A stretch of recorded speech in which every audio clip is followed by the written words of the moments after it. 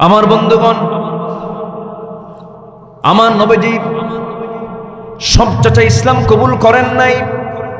যেমন আবু তালেব, যার ঘরে আমার নবীজি বাপকে হারিয়ে দাদাকে হারিয়ে যে ঘরে বড় হয়েছেন, সেই চাচার নাম কি বলেন? আবু তালেব।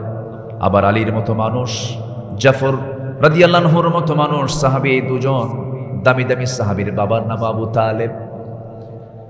এই আবু তালেবের ঘরে আমার নবীজি দীর্ঘ সময় পাড়ি দিয়েছেন, তার মুখের ভাষা শিখেছেন, তার হাতের ব্যবসা শিখেছেন, তার হাত ধরে তিনি ব্যবসা শিখেছেন, বিদেশ পাড়ি দিয়েছেন, সফর করেছেন। এ আবু তালেব ইসলাম কবুল করতে পারেন নাই। কিন্তু আমার নবীজি আরেকজন আপন চাচা আবার কালিমা পড়েছেন, সাইয়্যিদুশ শুহাদা আমির হামজা রাদিয়াল্লাহু তাআলা, তিনি ইসলাম কবুল যখন করলেন, আমির হামজা বলছেন, আমার ভাতিজা মুহাম্মদ দিন গ্রহণ করেছি আমি, অমর দিন গ্রহণ করেছে, আজকের থেকে দিন প্রচার আর গোপনে নয়, প্রকাশ্যে শুরু হয়ে যাবে। জোরে বলে সুবহানাল্লাহ। সাইয়্যিদুশ শুহাদা আমির হামজা, নাম শুনলে কি মনে হয় দুর্বল না মজবুত? বলেন দুর্বল না মজবুত? আমির হামজা রাদিয়াল্লাহু তাআলা আনহু আমার নবীজির আপন চাচা ছিলেন, খুব সাহসী মানুষ ছিলেন। বদর যুদ্ধে তিনি একা 32 জন কাফেরকে দুনিয়া থেকে বিদায় করে দিয়েছেন, একা একা। আমার নবীজির হাতে যখন বায়াত নিলেন, সাইয়্যিদুশ শুহাদা আমির হামজার কালিমা গ্রহণ, এই জন্য বিশাল বড় তীরবিদ্ধর মতো আঘাত পেয়ে গেল আবু জেহেলের শিবিরে, বিশাল বড় একটা ধাক্কা শুরু হয়ে গেল। আবু জেহেল বলে ফেলল, আবু তালেব শোনো, আমরাও কুরাইশ, তুমিও কুরাইশ, কিন্তু আমাদের সেন্টিমেন্ট আঘাত করছে তোমার ভাতিজা মুহাম্মদ, তার পথ ছেড়ে দাও, নচেত মুহাম্মদকে আমাদের হাতে তুলে দাও, নচেত শক্ত একটা সিদ্ধান্তের দিকে আমরা চলে যাচ্ছি। সঙ্গে সঙ্গে আবু তালেব যদিও কাফের, আমি আমার ভাষায় মাঝে মাঝে বলি ভদ্র কাফের। কি কাফের? ভদ্র কাফের, বেয়াদব না, একটু ভদ্রতা ছিল তার মধ্যে। আবু তালেব সেই সময় বলে ফেললেন,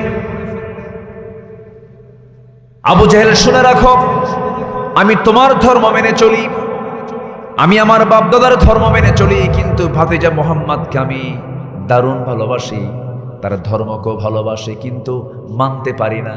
আমি আমার ছেলে আলীকে তার হাতে তুলে দিয়েছি, আমার ছেলে জাফরকে তার হাতে তুলে দিয়েছি, তার ধর্মটা অত্যন্ত ভালো, আমি খুব পছন্দ করি, কিন্তু মানতে পারি না। কিন্তু আমি তোমাকে চূড়ান্ত কথা বলে দিলাম, আমার জীবনের শেষ নিঃশ্বাস থাকা পর্যন্ত মুহাম্মদকে আমি তোমার হাতে তুলে দিতে পারবো না। জোরে বলি আল্লাহু আকবার। আল্লাহ পাক এই সমস্ত ইতিহাসগুলো বান্দার সামনে কেন করে দিয়েছেন? হেদায়েতের মাপকাঠি, হেদায়েতের চাবি একমাত্র কার হাতে? বলেন, আসতে বলবেন না, কার হাতে? নবীর ঘরের মানুষ কালিমা পড়তে পারছে না, অতএব ব্যক্তির হাতে হেদায়েত নয়, হেদায়েত কার হাতে? আল্লাহর হাতে। আল্লাহর হাতে হেদায়েত, এটা মানতে হবে। ইহদি আল্লাহু মান ইয়াশা, আল্লাহ পাক যাকে চান তাকে হেদায়েত দেন। ওইদিকে আবু জেহেলদের মাঝ থেকে চূড়ান্ত সিদ্ধান্ত হয়ে গেল, সবাই বলে ফেলল, আমরা তোমাদেরকে বয়কট করলাম। আবু তালেব বললেন, ঠিক আছে বয়কট মানলাম, তবু মুহাম্মদকে তোমাদের হাতে তুলে দিতে পারবো না।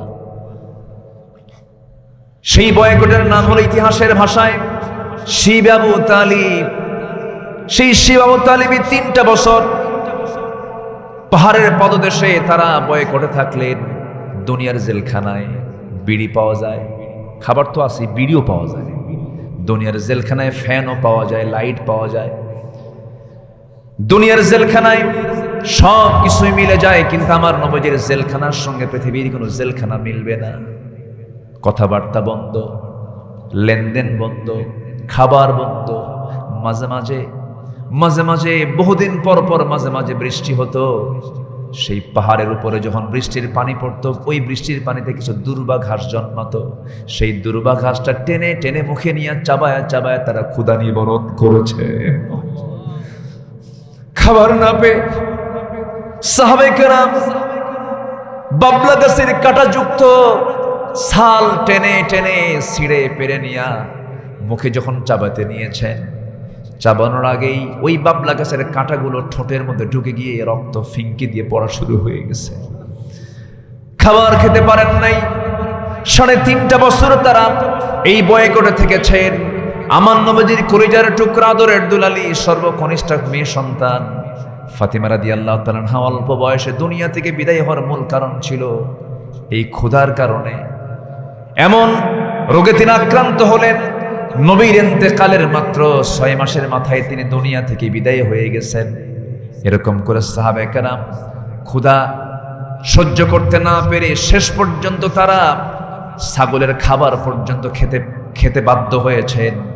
খাবার না পেয়ে তাদের পায়খানাগুলো তাফসীরে এসেছে পায়খানার মতো, ছাগলের পায়খানার মতো কটকটা হয়ে গেছে। কোষ্ঠকাঠিন্য রোগে তারা রোগাক্রান্ত হয়ে পড়েছেন। এত কষ্ট, এত যন্ত্রণা।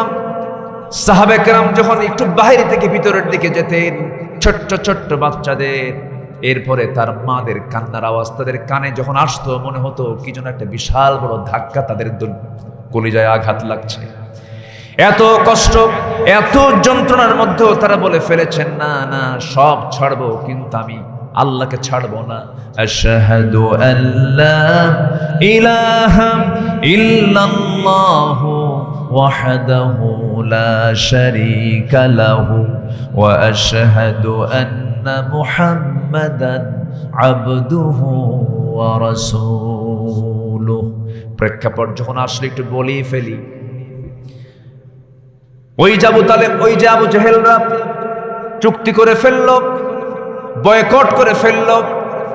সেই লিখিত যে চুক্তিটুকু ছিল, সেই চুক্তিটা তারা কাবা শরীফের ভিতরে কোথাও হ্যাঙ্গিং করে লিখে রেখেছিল।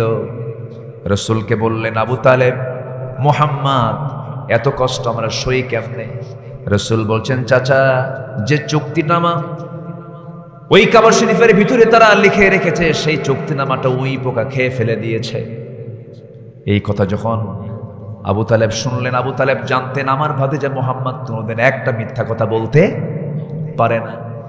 এই কথা যখন কাফিরদের কানে যখন চলে গেল, পরীক্ষা স্বরূপ যখন তারা দেখে ফেলেছে, দেখে ফেলার সঙ্গে সঙ্গে নবুয়তের সত্যতা তারা বুঝতে পেরেছে। আবু জেহেল তো জ্ঞানী মানুষ ছিল, আবু জেহেল তো এত জ্ঞানী মানুষ ছিল যে উটের পায়খানা দেখে সে বলতে পারতো এটা কোন গোত্রের উট। উটের পদচিহ্ন দেখে বলতে পারতো এটা কোন গোত্রের উট। আবু জেহেলের নাম তো আবু জেহেল ছিল না, আবু জেহেলের নাম ছিল আবুল হাকাম, জ্ঞানের পিতা।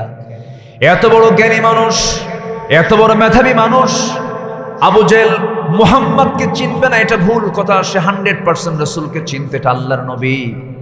বদর যুদ্ধের দিন আবু জেহেল যখন 1000 সৈন্য নিয়া লোহিত সাগর ঘেঁষে ঘেঁষে যখন বদর প্রান্তর পর্যন্ত চলে গিয়েছে, সমস্ত কুরাইশ এক জায়গায় হয়ে নেতা আবু জেহেলকে বলে ফেলল, আবু জেহেল শত শত মাইল পাড়ি দিয়ে আমরা বদর প্রান্তর পর্যন্ত চলে আসলাম যার বিরুদ্ধে যুদ্ধ করার জন্য। আজকে সবাই মিলে প্রশ্ন করি, আবু জেহেল সত্যি করে বলো তো মুহাম্মদ লোকটা কেমন? আবু জেহেল বলে, আকাশের নিচের জমিনের উপরে আমার চোখে মুহাম্মদ বিন আব্দুল্লাহর চাইতে ভালো মানুষ আর আমার চোখে পড়ে নাই। সবাই মিলে বলে ফেললো, আবু জেহেল তাহলে যুদ্ধ করতে আসলাম কেন? আবু জেহেল বলে ফেললো, যুদ্ধ করতে আসার কারণ তো তার চরিত্রের বিরুদ্ধে কোনো অবস্থান নয়। যুদ্ধ করতে আসার মূল কারণ হলো আমার ক্ষমতা চলে যাবে, আমার নেতৃত্ব চলে যাবে, নেতৃত্ব টিকে রাখার জন্য আজকে মুহাম্মদের বিরুদ্ধে যুদ্ধ করতে এসেছি। আরবের সব লোক তারা মনে প্রাণে বিশ্বাস করত যে মুহাম্মদ একজন 100% চরিত্রবান মানুষ। আল্লাহু আকবার। সম্মানিত ভাইয়েরা, তাহলে আমরা সেই চরিত্রই আনবো। ঈমান এনেছি, ঈমানটাকে কখনো বিক্রি করতে দেওয়া যাবে না, অনড় থাকবো আমরা। রাসূলুল্লাহর আদর্শ থেকে আমরা এটাই খুঁজে পাচ্ছি। 1 নাম্বার, দিল থেকে দিলে আসর করার কিছু কথা তার মুখ থেকে প্রকাশ পেয়েছে। বারবার তিনি একটা ইঙ্গিত দিচ্ছেন যেটা এই জাতির ভিতরে সবচাইতে বেশি অভাব যে ইবাদতের, সেটা হচ্ছে সালাত। নামাজ নেই, এই জাতি নামাজ পড়ে না। মাত্র 5% মুসলমান নামাজি আর বাকি 95% মুসলমান বেনামাজি। এটা শুধু আমার দেশেই এই পরিসংখ্যানটা আমার মনে হয় আছে। বাকি আমি যতগুলো দেশ আমি সফর করেছি ভাঙ্গাচোরা, ম্যাক্সিমাম দেশের নাগরিক যারা মুসলিম তারা নামাজটা পড়ে। অধিকাংশ নামাজ পড়ে, কিন্তু আমার দেশে নামাজি বেশি না বেনামাজি বেশি? মসজিদ বেশি না মুসল্লি বেশি? মসজিদ বেশি, কিন্তু বেশি হওয়া দরকার কি? মুসল্লি। মুসল্লি ছাড়া আপনি মসজিদ বানায় করবেন কি? আগে ছিল নামাজি পাকা আর মসজিদ ছিল কাঁচা, আর এখন নামাজি কাঁচা আর মসজিদগুলো পাকা। কিন্তু পাকা হওয়া দরকার কি? নামাজি পাকা হওয়া দরকার না মসজিদ পাকা হওয়া দরকার? নামাজি পাকা হওয়া দরকার। আমি কেন পাকা বললাম? কাঁচা মুসল্লি বেশি, শুক্রবারে আসে, এটা কাঁচা মুসল্লি, এই জন্য বললাম। যাই হোক, আমার পূর্বের যিনি মেহমান ছিলেন তারা কথাগুলো আমরা আমাদের জীবনে বাস্তবায়ন করার চেষ্টা করব, বাস্তবায়ন করব, জোরে বলি ইনশাআল্লাহ। কারণ জান্নাতে যেতে হলে নামাজের বিকল্প কোনো ওয়েতে জান্নাত পাওয়ার কোনো সুযোগ নাই। হয়তো আমার দেশে কিছু দরবার থাকতে পারে, দরবারে কিছু কথা বলতে পারে যে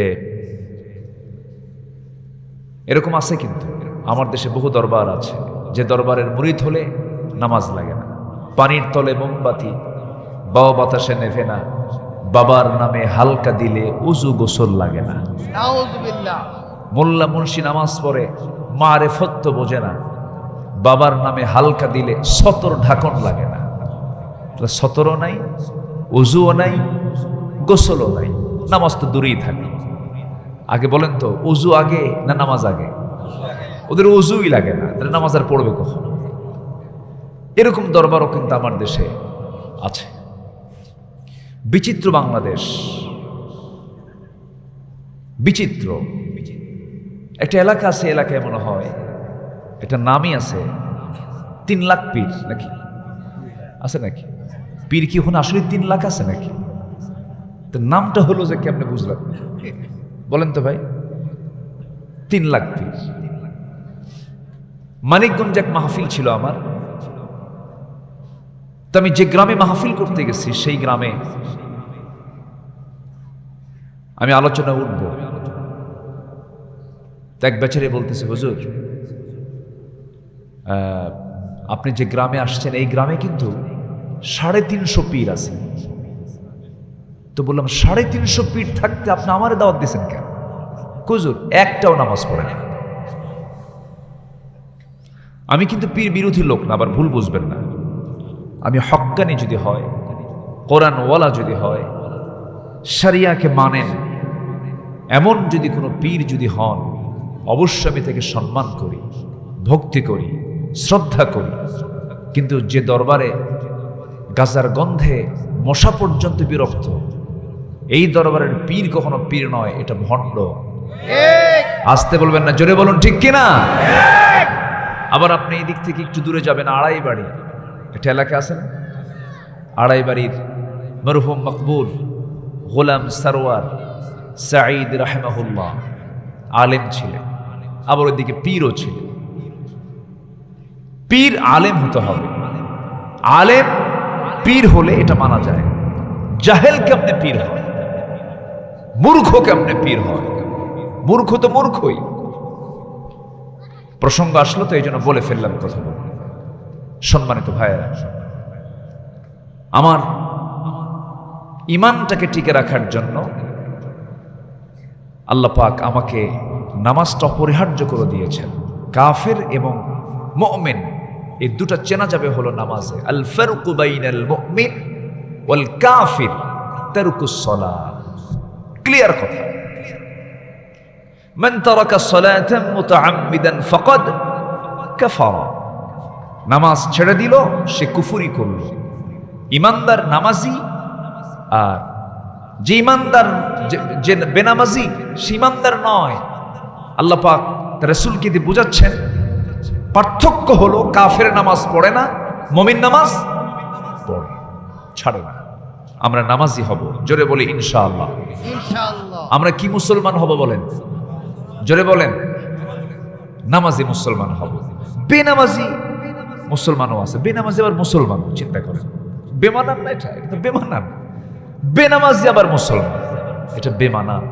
এই জন্য আমাদের জাতির এই দশা হয়েছে। আমরা আদর্শ নাগরিক হতে পারিনি, এই সমস্ত প্রবলেমের কারণে। আজকে যদি 95% মুসলমান যদি নামাজি হতো, চাঁদাবাজি থাকতো না, সন্ত্রাসী থাকতো না, খুন খারাপি থাকতো না।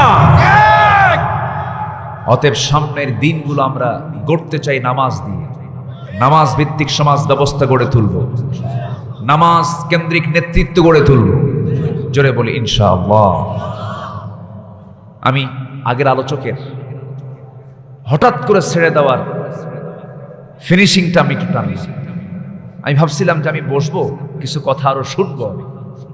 আমি আসার আগেই উনি শেষ করে দিয়েছেন। উনি হয়তো ওনার দিক থেকে উনি সম্মানের দিকে তাকিয়ে শেষ করেছেন।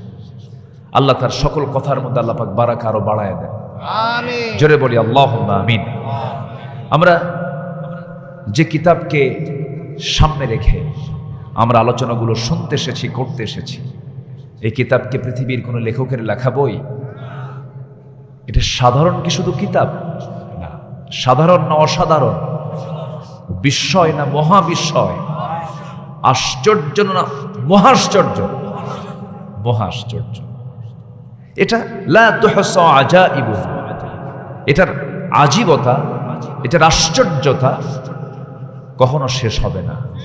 এটা কখনো পুরাতন হবে না, এটা কখনো অচল হবে না, এটা কখনো রিজেক্ট হবে না। আল্লাহু আকবার বলেন। থেকে যাবে, ছিল, আছে, বলেন থাকবে, এতে কোনো সন্দেহ। আল্লাহ রাব্বুল আলামিন এই কিতাব সম্পর্কে শুধু জানিয়ে দিয়েছেন, ও দুনিয়ার মানুষ, এই কিতাবের তোমরা কোনো ক্ষতি সাধন করতে পারবে না। এই কিতাবের বিরুদ্ধে যদি ষড়যন্ত্র করো না কেন, আমি আল্লাহ নিজে তার দায়িত্ব নিয়েছি। ইন্না নাহনু নাযালনা যিকরা ওয়া ইন্না লাহু লাহাফিযুন। কোরআন নাযিল করেছি আমি, হেফাজত করব আমি। কার দায়িত্ব? আসতে বলবেন না, কার দায়িত্ব? আল্লাহর দায়িত্ব। আল্লাহ এই কিতাবকে হেফাজত করবেন। পৃথিবীতে কোন হাফেজ এমন নেই, কোন কিতাবের হাফেজ এমন পাবেন না যেটার শুরু থেকে শেষ পর্যন্ত বহু মুখস্থ আছে। কোন ধর্মীয় কিতাবও নাই, কোন কিতাবও নাই, এক্সেপ্ট দ্য হোলি কোরআন। এই কোরআনের শুরু থেকে নিয়ে শেষ পর্যন্ত হাফেজ আমার দেশেই তো লাখ লাখ। আল্লাহু আকবার বলেন, আরো জোরে আল্লাহু আকবার। আবার জেলার মধ্যে আলেম উলামার দিক থেকে, হাফেজের দিক থেকে কোন জেলা আগায় আছে বলেন? হ্যাঁ, মাদ্রাসা সবচেয়ে বেশি কোন জেলায়? হ্যাঁ, মারামারি সবচেয়ে বেশি কোন জেলায়? মাশাআল্লাহ। মারামারি দরকারও আছে, মারামারি করতে হবে বাতিলের বিরুদ্ধে হকের পক্ষ অবলম্বন করে, ঠিক কিনা বলেন? মুসার হাতে আল্লাহ কি দিয়েছিলেন? বলেন কি দিয়েছিলেন? কাকে শায়েস্তা করার জন্য? বলেন বলেন কাকে? তো লাঠিটা হাতে নেওয়া ভালো, সুন্নাত তো, এটা খারাপ না, কিন্তু এই লাঠি হতে হবে, এই মোকাবেলা হতে হবে বাতিলের বিরুদ্ধে হকের পক্ষে স্ট্যান্ড হয়ে, হকের পক্ষে টিকে থেকে বাতিলকে মোকাবেলা করতে হবে।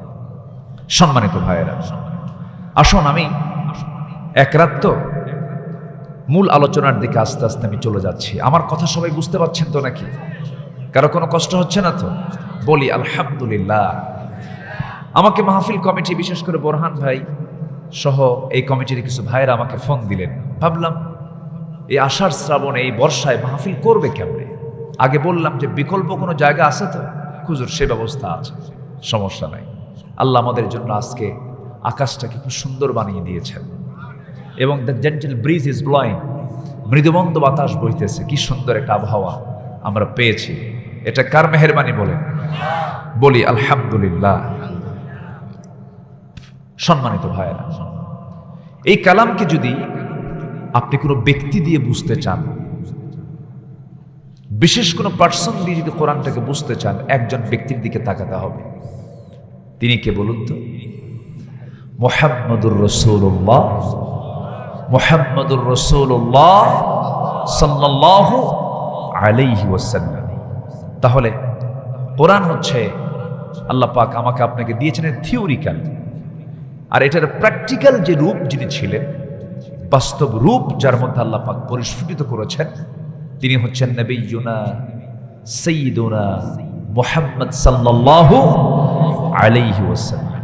এবং আল্লাহ তাআলা ক্লিয়ার করে দিয়েছেন সূরাতুল আহজাবের ভিতরে আল্লাহ পাক তা জানিয়ে দিয়েছেন।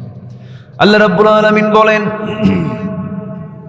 لقد كان لكم في رسول الله أسوة حسنة لمن كان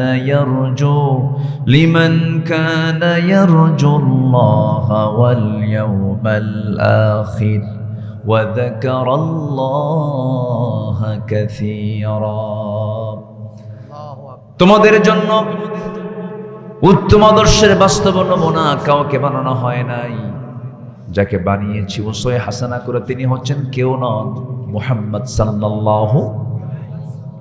তিনি আবার কেমন কি চরিত্রের মানুষ, আল্লাহ পাক তার চারিত্রিক বিভিন্ন গুণাবলী বিভিন্ন জায়গায় প্লেস করেছেন, প্রেজেন্ট করেছেন। মহান রব্বুল আলামিন আরেক জায়গায় বলছেন, মুহাম্মাদুর রাসূলুল্লাহ والذين معه أشداء على الكفار رحماء بينهم। এটাকে টিকে রাখতে হবে। আমার নবীর শেষ জীবনে কিছু দাড়ি পেকে যাচ্ছিল, রাসূলকে আম্মা জান আয়েশা বললেন, ইয়া রাসূলুল্লাহি আপনি তো বুড়ো হয়ে যাচ্ছেন, দাড়িগুলো পেকে যাচ্ছে। আমার নবী কেঁদে কেঁদে বলছেন, আমার আয়েশা ওই আয়াতটা আমাকে বুড়া বানায় দিয়েছে। সে আয়াতটা হলো কি, ফাস্তাকিম কামা উমিরতা ওয়া মান তাবা মাআক ওয়ালা তাতগাও ইন্নাহু বিমা তা'মালুনা বাসীর। সূরা হুদের 112 নম্বর আয়াত। ও আয়েশা আমাকে বুড়া বানায় দিয়েছে, যে আয়াত আল্লাহ পাক আমাকে বলেছেন, হে রাসূল আপনাকে যে ব্যাপারে আদেশ করা হয়েছে আপনি তার উপর অটল থাকেন, ইস্তেকামাত থাকেন। এই আয়াতটা যখন পড়ি আমার বড় টেনশন হয়, এই টেনশন আমি বুড়া হয়ে গেছি।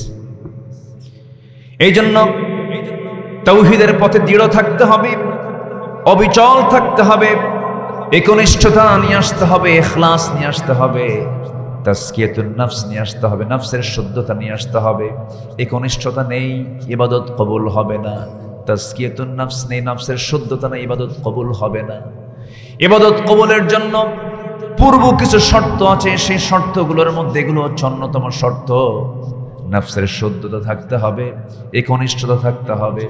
আল্লাহ রাব্বুল আলামিন প্রত্যেক বান্দাকে মুখলেস হওয়ার জন্য বলছেন, ওয়া মা উমিরু ইল্লা লিয়া'বুদুল্লাহা মুখলিসিনা লাহুদ্দিন। মুখলেস হব আমরা, জোরে বলি ইনশাআল্লাহ। আমরা কি ব্রাহ্মণবাড়ির মুখলেস হব না কোরআনের মুখলেস হব? ব্রাহ্মণবাড়ির মুখলেস আছে না? আছে না? বহু মুখলেস নাই, নাম মুখলিসুর রহমান, কিন্তু ওইদিকে ভেজাল করে। কি করে? ভেজাল করে। এই মুখলেস হওয়া যাবে না, হতে হবে কোরআনের মুখলেস, জোরে বলি ইনশাআল্লাহ। একনিষ্ঠ হতে হবে, একমাত্র আল্লাহর জন্য সব কাজগুলো করতে হবে। মসজিদ বানায় দিলাম আল্লাহর জন্য, মাদ্রাসা বানালাম আল্লাহর জন্য, কিন্তু আল্লাহর জন্য বানালাম, কিন্তু আমার নামটা সেখানে যোগ হয় নাই, মনটা খারাপ, ইখলাস হলো না। দান করেছি আমার নামটা বড় করে বলা হলো না, মন খারাপ, ইখলাস হলো না, নফসের শুদ্ধতা হলো না, ওই লোকটা সফল নয়।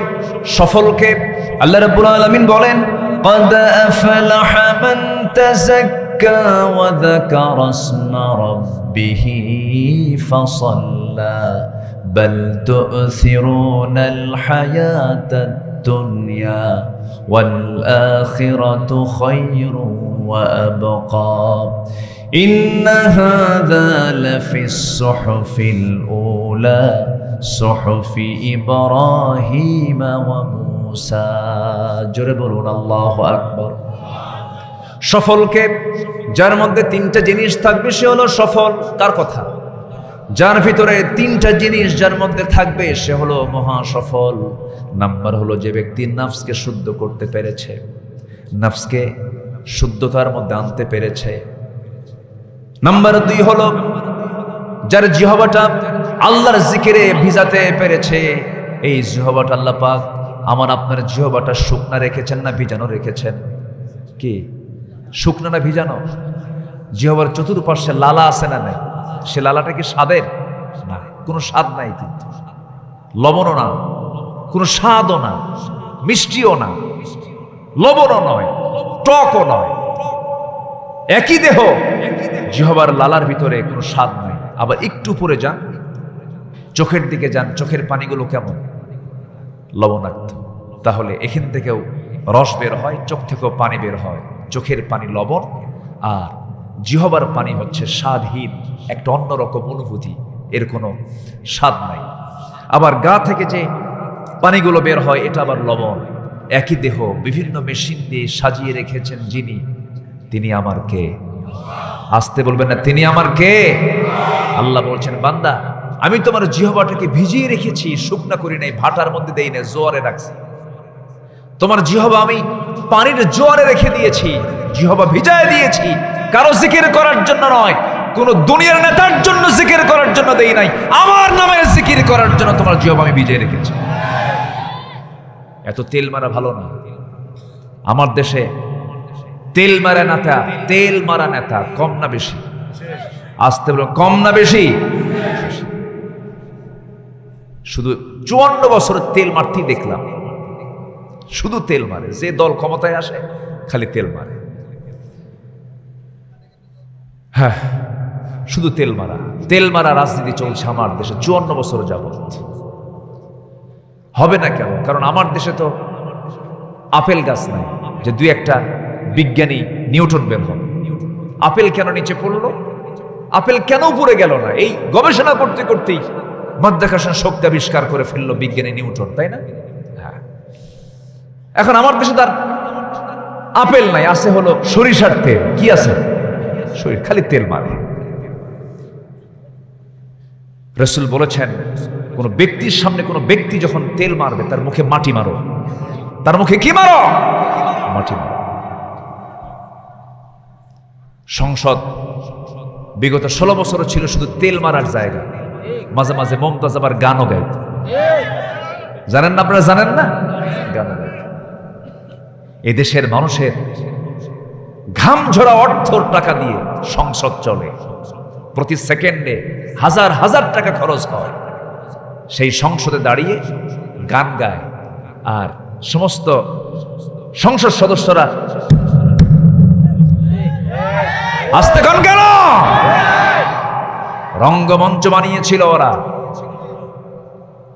সম্মানিত ভাইয়েরা, সেই মমতাজ একটা গান গেয়েছিল, আজ থেকে আরো 25 বছর আগে এই গানটা গেয়েছে একজন নবীর বিরুদ্ধে। নবীর বিরুদ্ধে সে অপবাদ দিয়েছে, যে বন্ধু ইউসুফ হইয়া আমি জলে খারে থুইয়া কেমন করে ছুটতে যায় ফাইটটা যায়। যেরকম নাউজুবিল্লাহ। আচ্ছা বলেন তো, আল্লাহর নবী সূরত পৃথিবীতে দুজন নবীকে বেশি আল্লাহ পাক দিয়েছেন।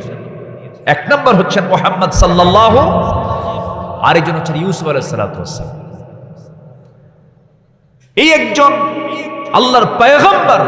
আচ্ছা বলেন তো, প্রস্তাবটা এসেছিল ইউসুফ হতে না জুলাইখা হতে? এটা কি দুই পক্ষ না এক পক্ষ? দুই পক্ষে যেটা হবে সেটা হচ্ছে দুনিয়ার নোংরামি। কিন্তু এখানে বিবাহ পূর্ব একজনের স্ত্রী থাকা অবস্থায় আজিজে মিসর, মিশরের রাজার স্ত্রী জুলাইখা তার স্বামী থাকা অবস্থায় একজন আল্লাহর নবীকে প্রস্তাব দিচ্ছে। তিনি বললেন, তুমি আমার প্রশংসা করছো, আমার প্রশংসা না করে তুমি আল্লাহর প্রশংসা করো। সুবহানাল্লাহ বলবেন না? বলে আমি তোমার জন্য পাগল। কেন? আমি আল্লাহর জন্য পাগল। তোমার চক্ষু কত সুন্দর টানা টানা। উনি বললেন, না, এই চোখ যিনি বানিয়েছেন আমার চোখের প্রশংসা না করে আল্লাহর প্রশংসা করো। সেই জায়গায় তিনি দাওয়াত দিচ্ছেন। তিনি কি জুলাইখার প্রস্তাব গ্রহণ করেছেন? আসতে বলুন, গ্রহণ করেছেন। এত বড় একটা অপবাদ দিয়েছে। সম্মানিত ভাইয়েরা, এই সমস্ত নষ্টা ভ্রষ্টা বদমাইশগুলো আবার মাঝে মাঝে ফতুয়াও দিত। আমি তো হাদিস পড়েছি, বুখারী, মুসলিম, তিরমিজি, নাসাই, আবু দাউদ, মিশকাত, সিয়াসিত্তা পড়ছি, মিশকাত ও সিয়াসিত্তা। এই হচ্ছে অবস্থা। আবার এরকম ফতোয়া শুনেছি, আগামীকাল কি ঈদুল আজহার, জানাজা নামাজ। শুনছে কিনা বলেন? বুখারী শরীফের 40 পারায় আসছে, বুখারী শরীফ 40 পারা। এই হচ্ছে আমাদের অবস্থা ছিল। অতএব কোন তেল মারার পিছনে আমরা যাব না, প্রশংসা করতেই হবে একজনের। তিনি আমার কে? যিনি আমার জিহ্বাটাকে ভিজিয়ে রেখেছেন।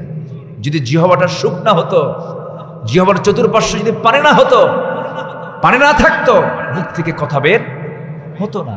সুন্দর গান আপনি গাইতে পারতেন না, সুন্দর তেলাওয়াত আপনি করতে পারতেন না। তাহলে অবদানটা কার? আল্লাহ। রাগ করতেছেন নাকি আপনারা? আমার বন্ধুগণ,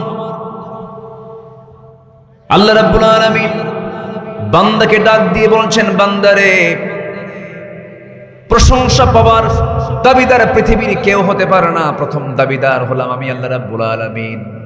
আমার পরিচয় আমি তোমাকে শিখিয়ে দিচ্ছি, তুমি আমার প্রশংসা করবে কেমনে? সবাই বলুন আলহামদুলিল্লাহি রাব্বিল আলামিন।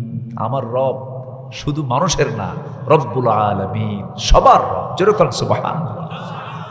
আমেরিকার রবকে, রাশিয়ার রবকে, জার্মানির রবকে, গোটা পৃথিবীর রবকে, আকাশের মালিককে, জমিনের মালিককে, সাবআতু আবহুর, 7 সমুদ্রের মালিককে। তো প্রশংসা এমনি দুর্বল লোকের কইরা লাভ কি? প্রশংসা করবই করব, বড় কারো করব। বড় আমার কে? সাব্বিহিসমা রাব্বিকাল আ'লা। সে আল্লাহর প্রশংসা করব আমরা। এই দুর্বল টুর্বল গাঁজা খায় শীত হয়ে পড়ে থাকে, এক চাপ মারছে 5 আগস্টের দিন, এক দৌড়ে দিল্লি গিয়ে পড়ছে। তো এগুলো প্রশংসা করে লাভ আছে নাকি? প্রশংসা করব সেই মহান রবের, যিনি কখনো পরাজিত হবেন না, যিনি কখনো মরবেন না, যিনি কখনো হেরে যাবেন না। তিনি আমার কে? আমরা আল্লাহকে একমাত্র প্রশংসার জায়গায় রাখবো। এই পথেই টিকে থাকতে হবে আমাকে আপনাকে। আল্লাহ রাব্বুল আলামিন বলছেন, বান্দারে, আমাকে ভুলে যাবি না, তুই আমাকে স্মরণ করবি, আমিও তোকে স্মরণ করব। তুই যখন আমার দিকে 1 হাত আগাস, আমি তার দিকে, তোর দিকে 10 হাত আগাই। যখন কোনো বান্দা আল্লাহর দিকে 1 পা আগায় আসে, আল্লাহ তার দিকে 10 পা আগায় আসেন। এটা আল্লাহর কথা। বান্দা, তুই আমাকে ডাকবি, আমি তোকে অবশ্যই ডাকে সাড়া দেব। আয়াতটা খুবই কমন, যারা পারেন ঠোঁট মিলিয়ে বলুন, ফাযকুরুনি আযকুরকুম ওয়াশকুরুলি ওয়ালা তাকফুরুন। জোরে বলুন আল্লাহু আকবার। আরেক জায়গায় বলছেন, এখানে হলো জিকির, আরেকটা জায়গায় হলো শুকর। লাইন শাকারতুম লাযীদান্নাকুম ওয়া লাইন কাফারতুম ইন্না আযাবি লাশাদীদ। আমার শুকর আদায় করবে, লাযীদান্নাকুম, নুনে তাকিদ, লামে তাকিদ, সব বাড়ায়া বাড়ায়া দেব। আমার শুকর আদায় করবে, সব নিয়ামতের দরজা আমি তোমার জন্য খুলে দেব। জোরে বলি সুবহানাল্লাহ। শুকরিয়া আদায় করব কার? আল্লাহ। ফিকির করব আল্লাহর, জিকির করব আল্লাহর। শুধু জিকির করলে হবে না, ফিকিরও করতে হবে। আবার শুধু ফিকির করলে হবে না, জিকির করতে হবে। আল্লাহ রাব্বুল আলামিন বলছেন, আল্লাযীনা ইয়াযকুরুনাল্লাহা কিয়ামান ওয়া কুউদান ওয়া আলা জুনুবিহিম ويتفكرون في خلق السماوات والأرض ربنا ما خلقت هذا باطلا سبحانك فقنا عذاب النار। জোরে বলি আল্লাহু আকবার। জিকির করব আল্লাহর, ফিকির করব আল্লাহর সৃষ্টি রাজিগুলোকে নিয়ে। আকাশ নিয়ে চিন্তা করব, জমিন নিয়ে চিন্তা করব, মখলুক নিয়ে চিন্তা করব। সবগুলোকে নিয়ে চিন্তা করে শেষমেশ আমার মুখ থেকে আপনা আপনি বের হয়ে যাবে, প্রশংসা মূলত কারোই নয়, আলহামদুলিল্লাহি রাব্বিল আলামিন। আমি যখন পৃথিবীতে আসি নাই কার পেটে ছিলাম? বলেন কার পেটে ছিলাম? মায়ের পেটেও যখন আসি নাই তখন কোথায় ছিলাম? রুহের জগতে ছিলাম। সেই রুহের জগৎ থেকে আল্লাহ পাক মার জগতে, মার পেটের জগতে আল্লাহ পাক পাঠায় দিলেন একটা ঝুলন্ত, আমার কোনো উল্লেখযোগ্য পরিচয় ছিল না, ঝুলন্ত করে, আলাক করে, খালাকাল ইনসানা মিন আলাক, ঝুলন্ত করে। আলাক হচ্ছে ঝুলন্ত কিছু, যোগ সদৃশ এমন একটা কিছুকে আলাক বলা হয়। সেই মার পেটের মধ্যে ছিলাম আমরা কয় মাস? একটু জোরে বলেন, কয় মাস? যারা বললেন না তারা মনে থাকেন নাই নাকি? 10 মাস 9 মাস ছিলাম। আচ্ছা আচ্ছা, এই 10 মাস আল্লাহ পাক জামারকে ওই ছোট্ট একটা জায়গার মধ্যে রাখলেন। বলেন তো ওই জায়গায় কোনো লাইট টাইট ছিল? বলেন কোনো আলোর ব্যবস্থা ছিল? পৃথিবীর একটা কারখানা আপনি দেখান যে কারখানা আলো ছাড়া চলে? আছে? আলো ছাড়া চলে এমন কোন কারখানা আছে? এক্সেপ্ট মায়ের পেট, যেখানে মানব জন্ম হয়, মানব সৃষ্টি যে জায়গায়, যে কারখানা, আল্লাহ পাক এমন একটা জায়গা আমাকে মানলেন নিখুঁত করে, নিকষ কালো অন্ধকার, সেই মার পেটের ভিতরে কি নিখুঁত করে আমাকে সুন্দর করে মাথা থেকে পা পর্যন্ত নিখুঁত করে বানালেন। তিনি আমার কে? আসতে বলেন, তিনি আমার কে? এবং বলছেন, বান্দা আমি কেমন করে সৃষ্টি করছি দেখ। আল্লাহ রাব্বুল আলামিন বলেন, আল্লাযী খালাকাকা ফাসাওয়াকা ফাআদালাক ফি আইয়ি সূরাতিন মা শাআ রাক্কাবাক আলাম নাজআল লাহু আইনাইনি ওয়া লিসানাও ওয়া শাফাতাইনি ওয়া হাদাইনাহুন নাজদাইন। কি সুন্দর টানা টানা চোখ দিলাম, সুন্দর দুটো ঠোঁট দিলাম, সুন্দর একটা জিহবা দিলাম। সেই জিহবার মধ্যে কোনো হাড় দিলাম না, একদম একটা গোশতের টুকরা বানায় দিলাম, কোনো হাড় রাখি নাই। কেন? এই জিহবা দিয়ে শক্ত কোনো কথা বলবি না। জিহবার মধ্যেও হাড় নামক শক্ত কিছু নাই, তোর কথার মধ্যে কোনো শক্ত কোনো আঘাত দিয়ে কোনো তুই কথা বলতে পারবি না। জোরে বলে সুবহানাল্লাহ। মানুষ মায়ের আঘাত বেশি পায় না কথায় আঘাত বেশি পায়? কথায়। আল্লাহ পাক আমাকে আপনি কত সুন্দর করে বানিয়েছেন, প্রশংসা তো তারই হবে। তার হক সবার আগে আদায় করতে হবে। আজান শোনা মাত্রই যেতে হবে কার হক আদায় করার জন্য? নামাজ আমরা পড়বো। জোরে বলি ইনশাআল্লাহ। তাহলে ঈমান এনেছি, ঈমান টিকে রাখবো। জোরে বলি ইনশাআল্লাহ। ঈমানটাকে কখনোই বিক্রি করা যাবে না। বিক্রি হয়ে যায় কিন্তু 10 টাকা ঈমান বিক্রি করে ফেলে, আছে কিনা বলে? 10 টাকা পাইছে, ঈমান বেঁচে শেষ। আমার বন্ধুগণ, আমার নবীজি সব চাচা ইসলাম কবুল করেন নাই। যেমন আবু তালেব, যার ঘরে আমার নবীজি বাপকে হারিয়ে, দাদাকে হারিয়ে যে ঘরে বড় হয়েছেন, সেই চাচার নাম কি বলেন? আবু তালেব। আবার আলীর মতো মানুষ, জাফর রাদিয়াল্লাহু আনহুর মতো মানুষ, সাহাবী, দুজন দামি দামি সাহাবীর বাবার নাম আবু তালেব। এই আবু তালেবের ঘরে আমার নবীজি দীর্ঘ সময় পাড়ি দিয়েছেন, তার মুখের ভাষা শিখেছেন, তার হাতের ব্যবসা শিখেছেন, তার হাত ধরে তিনি ব্যবসা শিখেছেন, বিদেশ পাড়ি দিয়েছেন, সফর করেছেন। এ আবু তালিব ইসলাম কবুল করতে পারেন নাই। কিন্তু আমার নবীজি আরেকজন আপন চাচা আবার কালিমা পড়েছেন, সাইয়্যিদুশ শুহাদা আমির হামজা রাদিয়াল্লাহু তাআলা আনহু। তিনি ইসলাম কবুল যখন করলেন, আমির হামজা বলছেন, আমার ভাতিজা মুহাম্মদ দিন গ্রহণ করেছি আমি, অমর দিন গ্রহণ করেছে। আজকের থেকে দিন প্রচার আর গোপনে নয়, প্রকাশ্যে শুরু হয়ে যাবে। জোরে বলে সুবহানাল্লাহ। সাইয়্যিদুশ শুহাদা আমির হামজা নাম শুনলে কি মনে হয়? দুর্বল না মজবুত? বলেন দুর্বল না মজবুত? আমির হামজা রাদিয়াল্লাহু তাআলা আনহু আমার নবীজির আপন চাচা ছিলেন, খুব সাহসী মানুষ ছিলেন। বদর যুদ্ধে তিনি একা 32 জন কাফেরকে দুনিয়া থেকে বিদায় করে দিয়েছেন, একা একা। আমার নবীজির হাতে যখন বায়াত নিলেন,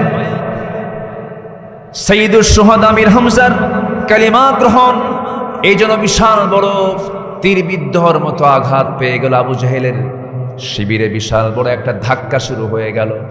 আবু জেহেল বলে ফেলল, আবু তালেব শোনো, আমরাও কুরাইশ, তুমিও কুরাইশ, কিন্তু আমাদের সেন্টিমেন্ট আঘাত করছে তোমার ভাতিজা মুহাম্মদ, তার পথ ছেড়ে দাও, নচেত মুহাম্মদকে আমাদের হাতে তুলে দাও, নচেত শক্ত একটা সিদ্ধান্তের দিকে আমরা চলে যাচ্ছি। সঙ্গে সঙ্গে আবু তালেব যদিও কাফের, আমি আমার ভাষায় মাঝে মাঝে বলি ভদ্র কাফের। কি কাফের? ভদ্র কাফের, বেয়াদব না, একটু ভদ্রতা ছিল তার মধ্যে। আবু তালেব সেই সময় বলে ফেললেন, আবু জেহেল শুনে রাখো, আমি তোমার ধর্ম মেনে চলি, আমি আমার বাপদাদার ধর্ম মেনে চলি, কিন্তু ভাতিজা মুহাম্মদকে আমি দারুণ ভালোবাসি, তার ধর্মকেও ভালোবাসি, কিন্তু মানতে পারি না। আমি আমার ছেলে আলীকে তার হাতে তুলে দিয়েছি, আমার ছেলে জাফরকে তার হাতে তুলে দিয়েছি, তার ধর্মটা অত্যন্ত ভালো, আমি খুব পছন্দ করি, কিন্তু মানতে পারি না। কিন্তু আমি তোমাকে চূড়ান্ত কথা বলে দিলাম, আমার জীবনের শেষ নিঃশ্বাস থাকা পর্যন্ত মুহাম্মদকে আমি তোমার হাতে তুলে দিতে পারবো না। জোরে বলি আল্লাহু আকবার।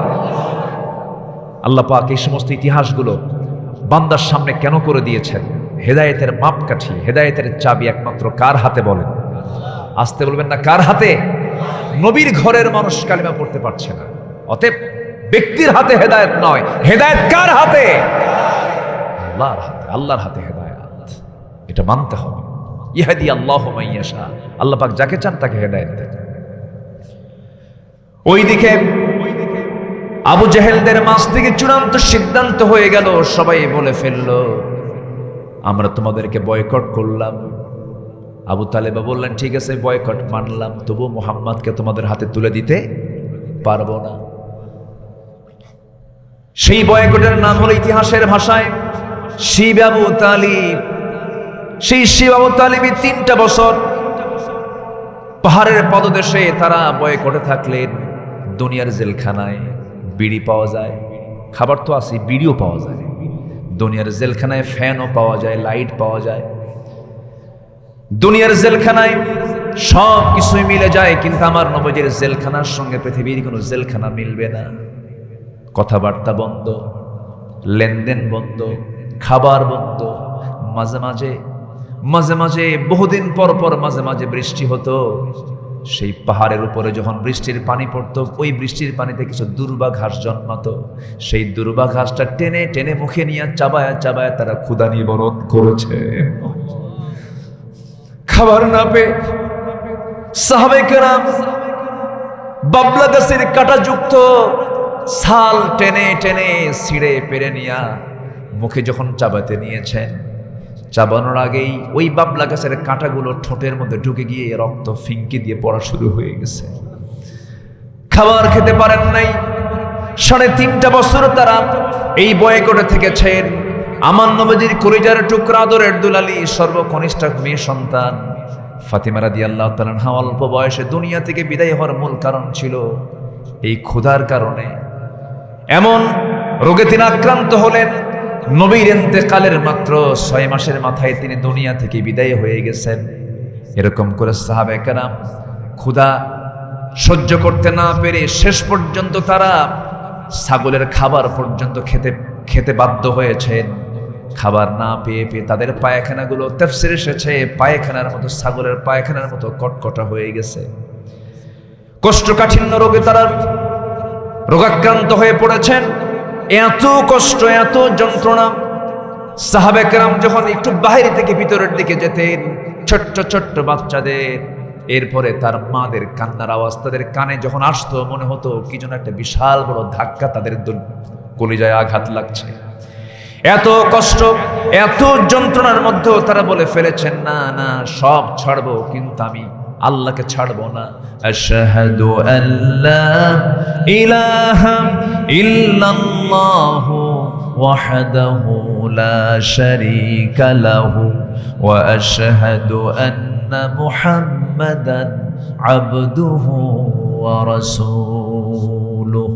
প্রেক্ষাপট যখন আসলে একটু বলেই ফেলি, ওই যে আবু তালেব, ওই যে আবু জেহেলরা চুক্তি করে ফেললো, বয়কট করে ফেললো। সেই লিখিত যে চুক্তিটুকু ছিল, সেই চুক্তিটা তারা কাবা শরীফের ভিতরে কোথাও হ্যাঙ্গিং করে লিখে রেখেছিল। রাসূলকে বললেন, আবু তালেব, মুহাম্মদ এত কষ্ট আমরা সই কেমনে? রাসূল বলছেন, চাচা, যে চুক্তিনামা ওই কাবা শরীফের ভিতরে তারা লিখে রেখেছে, সেই চুক্তিনামাটা ওই পোকা খেয়ে ফেলে দিয়েছে। এই কথা যখন আবু তালেব শুনলেন, আবু তালেব জানতেন আমার ভাতিজা মুহাম্মদ কোনোদিন একটা মিথ্যা কথা বলতে পারে না। এই কথা যখন কাফিরদের কানে যখন চলে গেল, পরীক্ষা স্বরূপ যখন তারা দেখে ফেলেছে, দেখে ফেলার সঙ্গে সঙ্গে নবুয়তের সত্যতা তারা বুঝতে পেরেছে। আবু জেহেল তো জ্ঞানী মানুষ ছিল, আবু জেহেল তো এত জ্ঞানী মানুষ ছিল যে উটের পায়খানা দেখে সে বলতে পারতো এটা কোন গোত্রের উট, উটের পদচিহ্ন দেখে বলতে পারতো এটা কোন গোত্রের উট। আবু জেহেলের নাম তো আবু জেহেল ছিল না, আবু জেহেলের নাম ছিল আবুল হাকাম, জ্ঞানের পিতা। এত বড় জ্ঞানী মানুষ, এত বড় মেধাবী মানুষ, আবু জেহেল মুহাম্মদকে চিনবে না এটা ভুল কথা। সে 100% রাসূলকে চিনতে, এটা আল্লাহর নবী। বদর যুদ্ধের দিন আবু জেহেল যখন 1000 সৈন্য নিয়া লোহিত সাগর ঘেঁষে ঘেঁষে যখন বদর প্রান্তর পর্যন্ত চলে গিয়েছে, সমস্ত কুরাইশ এক জায়গায় হয়ে নেতা আবু জেহেলকে বলে ফেলল, আবু জেহেল, শত শত মাইল পাড়ি দিয়ে আমরা বদর প্রান্তর পর্যন্ত চলে আসলাম যার বিরুদ্ধে যুদ্ধ করার জন্য। আজকে সবাই মিলে প্রশ্ন করি, আবু জেহেল সত্যি করে বলো তো মুহাম্মদ লোকটা কেমন? আবু জেহেল বলে, আকাশের নিচার জমিনের উপরে আমার চোখে মুহাম্মদ বিন আব্দুল্লাহর চাইতে ভালো মানুষ আর আমার চোখে পড়ে নাই। সবাই মিলে বলে ফেললো, আবু জেহেল তাহলে যুদ্ধ করতে আসলাম কেন? আবু জেহেল বলে ফেললো, যুদ্ধ করতে আসার কারণ তো তার চরিত্রের বিরুদ্ধে কোনো অবস্থান নয়। যুদ্ধ করতে আসার মূল কারণ হলো আমার ক্ষমতা চলে যাবে, আমার নেতৃত্ব চলে যাবে, নেতৃত্ব টিকে রাখার জন্য আজকে মুহাম্মদের বিরুদ্ধে যুদ্ধ করতে এসেছি। আরবের সব লোক তারা মনে প্রাণে বিশ্বাস করত যে মুহাম্মদ একজন 100% চরিত্রবান মানুষ। আল্লাহু আকবার। সম্মানিত ভাইরা, তাহলে আমরা সেই চরিত্রই আনবো। ঈমান এনেছি, ঈমানটাকে কখনো বিক্রি করতে দেওয়া যাবে না, অনড় থাকবো আমরা। রাসূলুল্লাহর আদর্শ থেকে আমরা এটাই খুঁজে পাচ্ছি। 1 নাম্বার। নাম্বার 2, আখলাকের পরিপূর্ণতা। আমি কি শেষ করে দেব? আলোচনা চালাবো? জোরে বলি ইনশাআল্লাহ। একটু মনোযোগ দিয়ে কথাগুলো শুনবেন। নাম্বার 2 হচ্ছে আখলাকের পরিপূর্ণতা। আমাদের যে চরিত্র হবে এটা কি সুন্দর না অসুন্দর? বলেন সুন্দর না অসুন্দর? এক জায়গায় না সব জায়গায়? বলেন এক জায়গায় না সব জায়গায়? সব জায়গায়।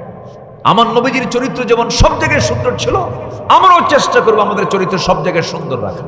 বলেন তো, একটা চরিত্রবান ভালো আখলাকের মানুষ নেশা করতে পারে?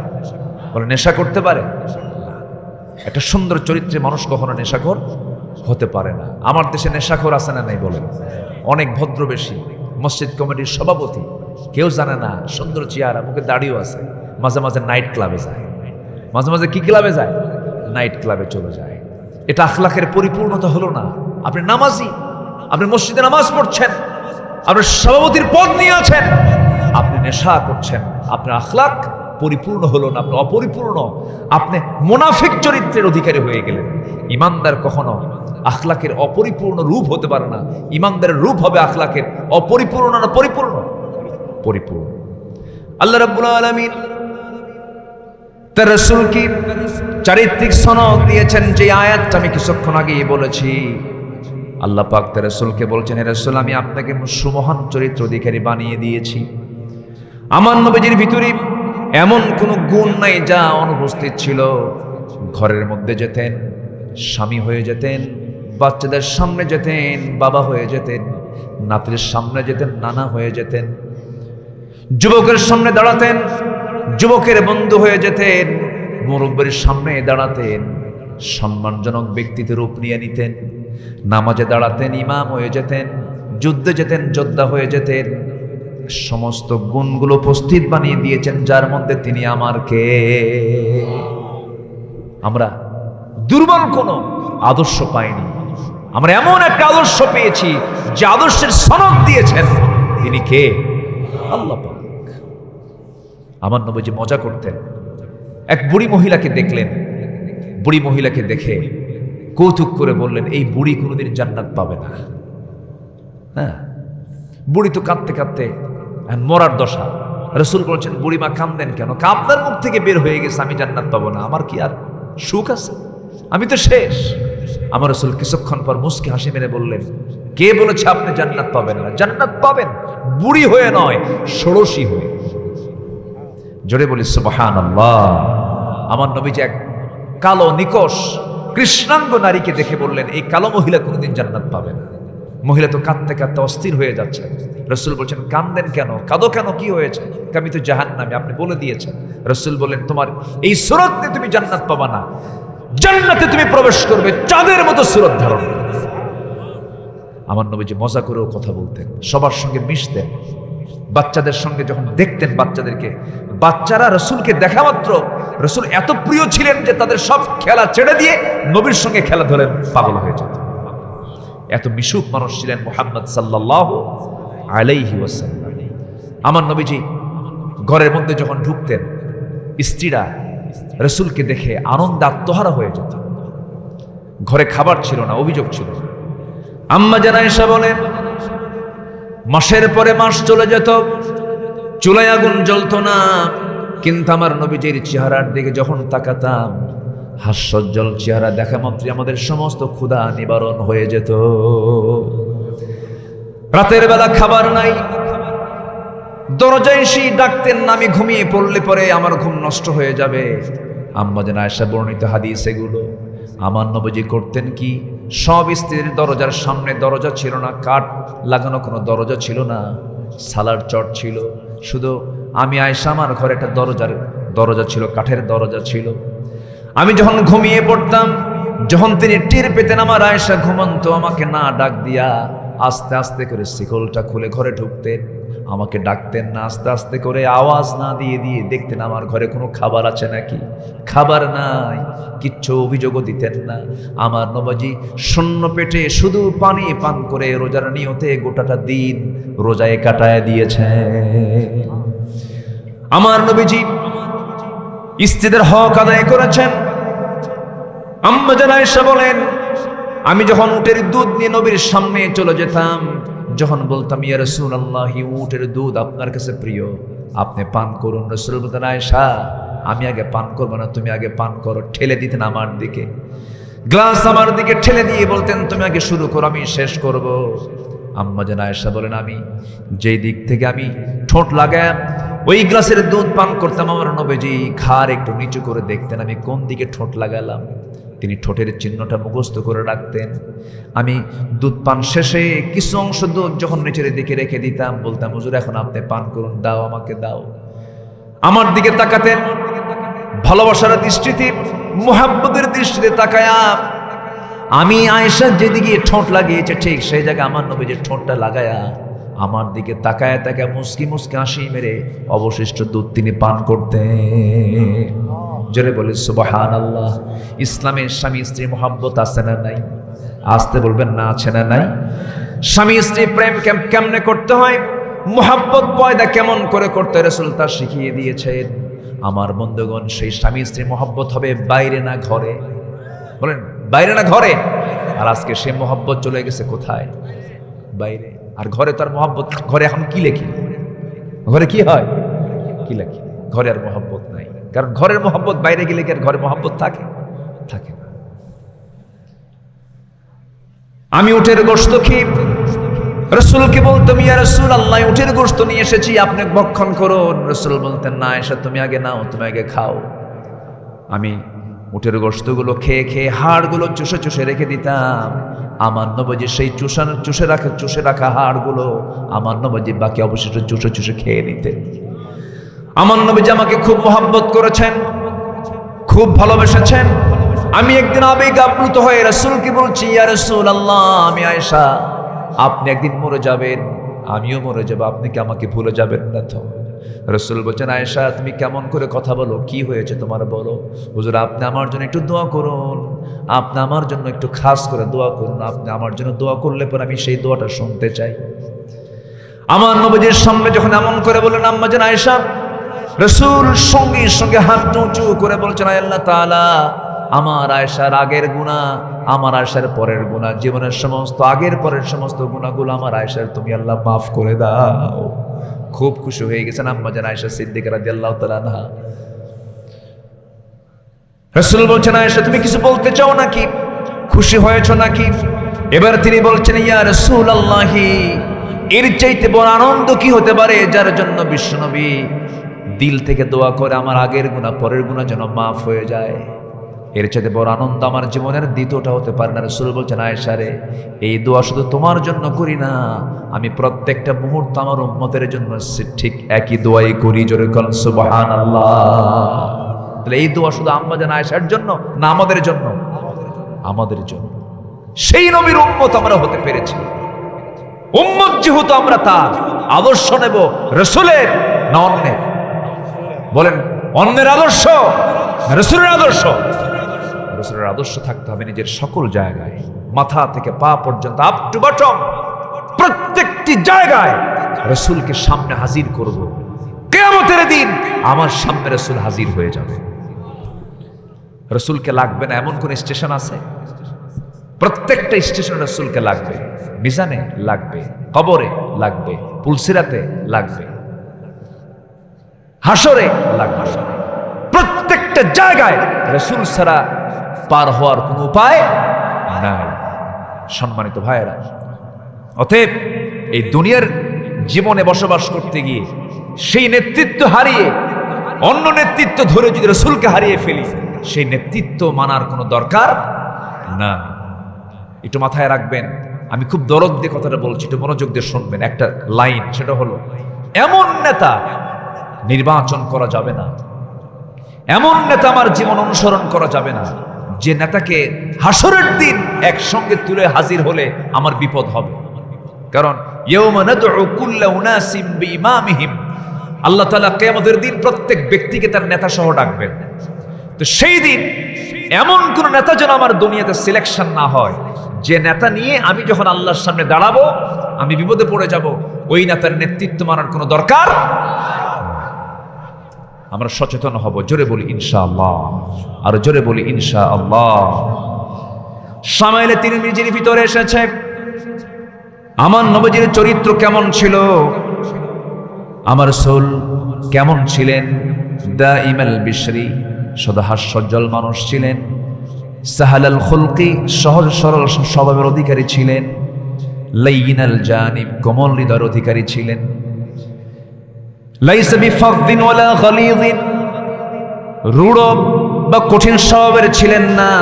ওয়ালা সাখাবিন ওয়ালা ফাহাশিন, উচ্চ স্বরে কথাও বলতেন না, আবার বাজে কোনো ভাষা মুখ থেকে একটা দিনের জন্য বের হয় নাই। আমার নবীজির কথা ছিল ক্ষীণ, ছোট্ট আওয়াজে কথা বলতেন, মিষ্ট ভাষায় কথা বলতেন।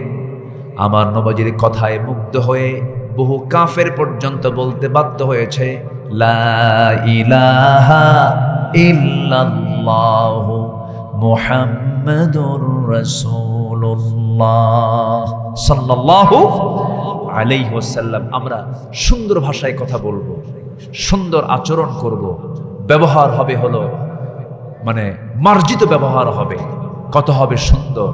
এগুলো হচ্ছে রাসূলের জীবনের সবচেয়ে প্রকৃত সুন্নাহ। আল্লাহু আকবার বলেন। আমার নবী যে মাঝে মাঝে চুপ থাকতেন, দীর্ঘ সময় কথা বলতেন না, দীর্ঘ সময় তিনি চুপ থাকতেন এবং তিনি বলতেন, চুপ থাকায় নাজাত, জিহবার বিশ্রাম দাও, জিহবার বিশ্রাম দাও, জিহবাকে বেশি ব্যস্ত রেখো না, বেশি কথা বলবে হেরে যাবে, ঠকে যাবে, মানুষ কষ্ট পাবে। আল্লাহু আকবার। আমরা যতটুকু বলবো, ওয়াল্লাযীনাহুম আনিল লাগফি মুআরিদুন, আমরা বেহুদা বাজে কোনো কথা থেকে নিজেকে অবশ্যই বিরত রাখার চেষ্টা করব। জোরে বলি ইনশাআল্লাহ। আমার নবীজির চরিত্রের এগুলো ছিল গুরুত্বপূর্ণ দিক।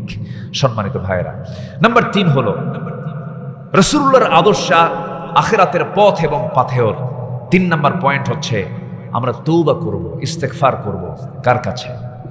আসতে বলবেন না, কার কাছে?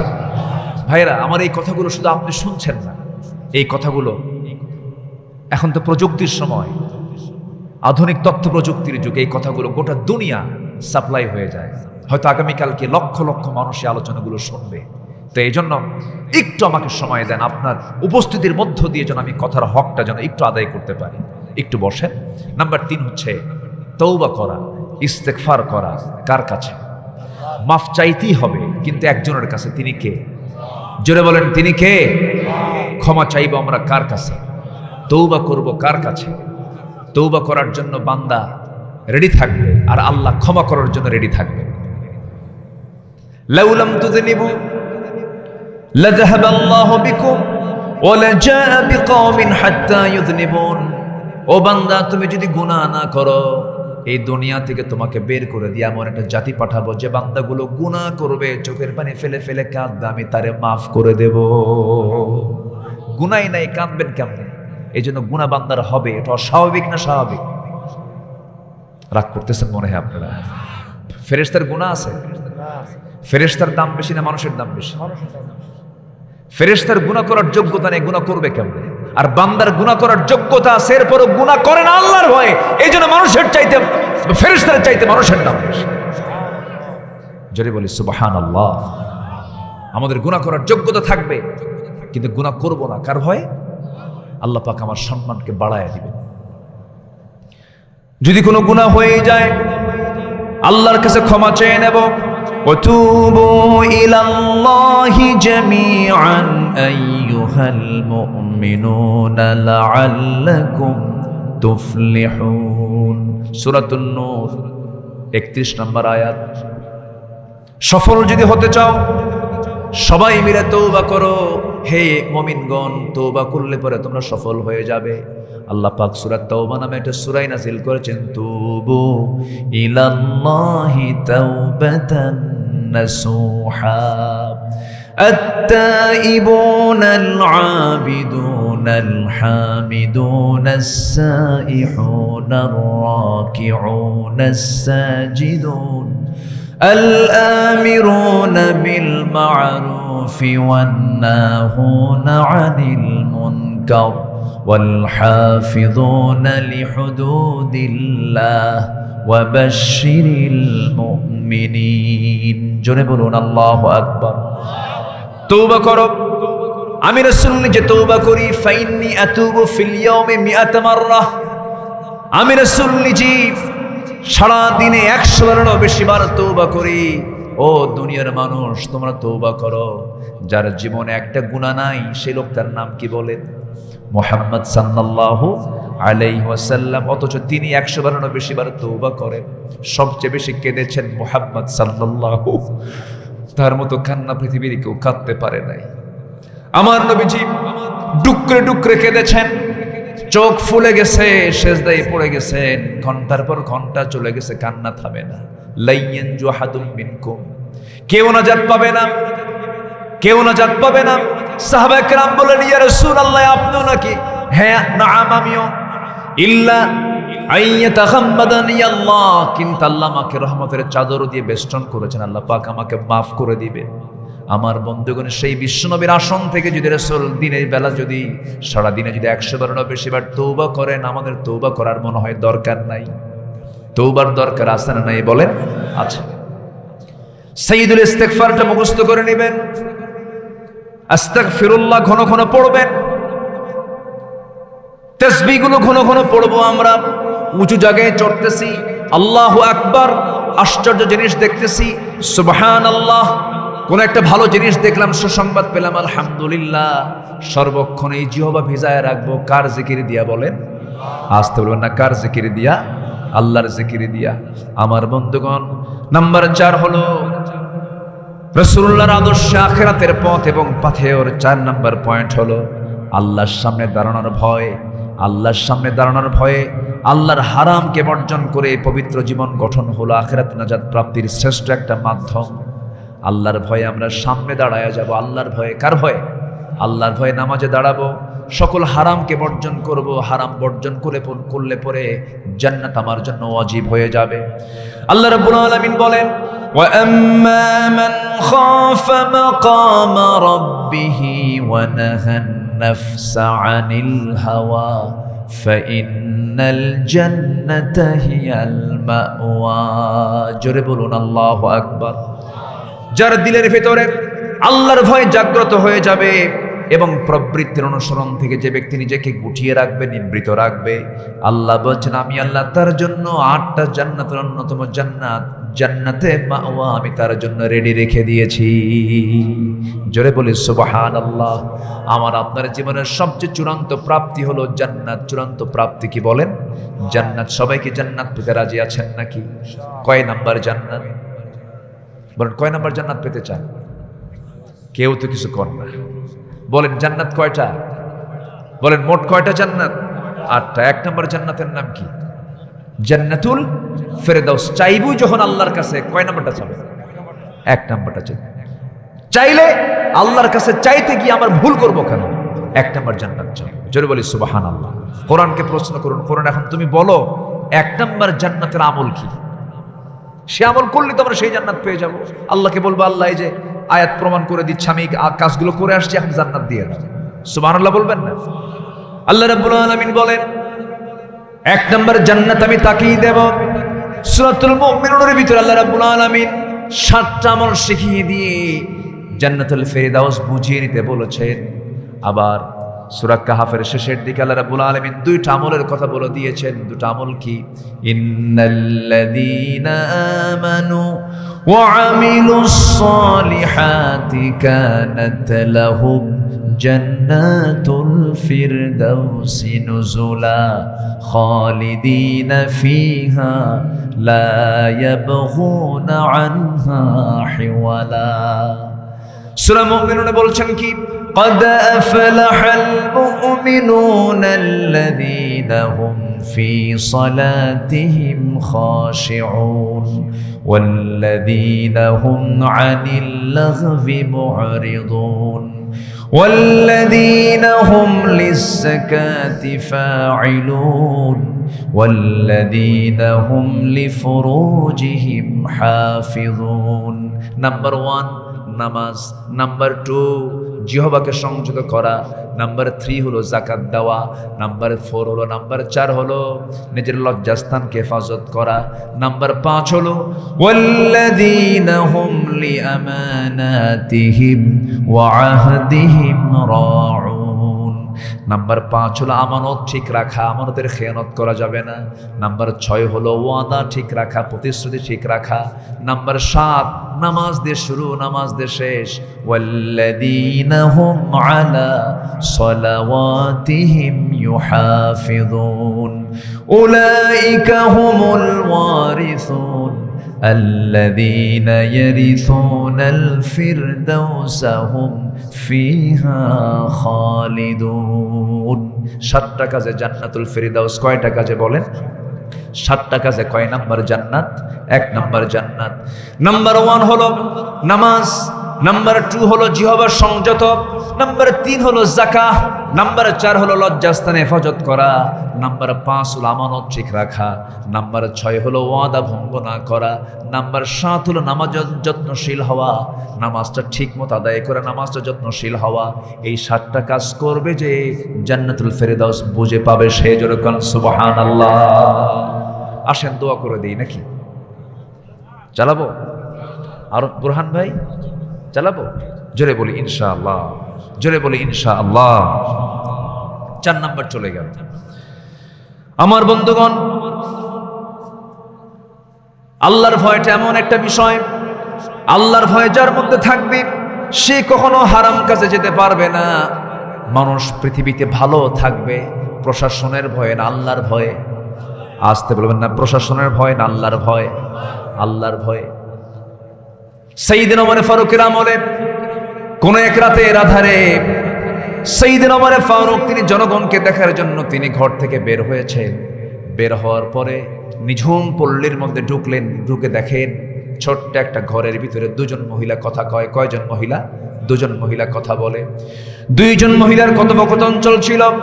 2জন মহিলার ভিতরে একজন মেয়ে আর একজন মা।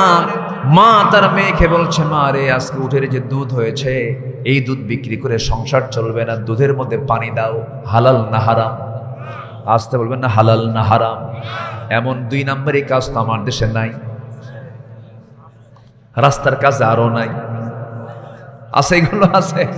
আমার দেশে রাস্তার কাজ কি শেষ হয়? বলেন কোনোদিন শেষ হয়?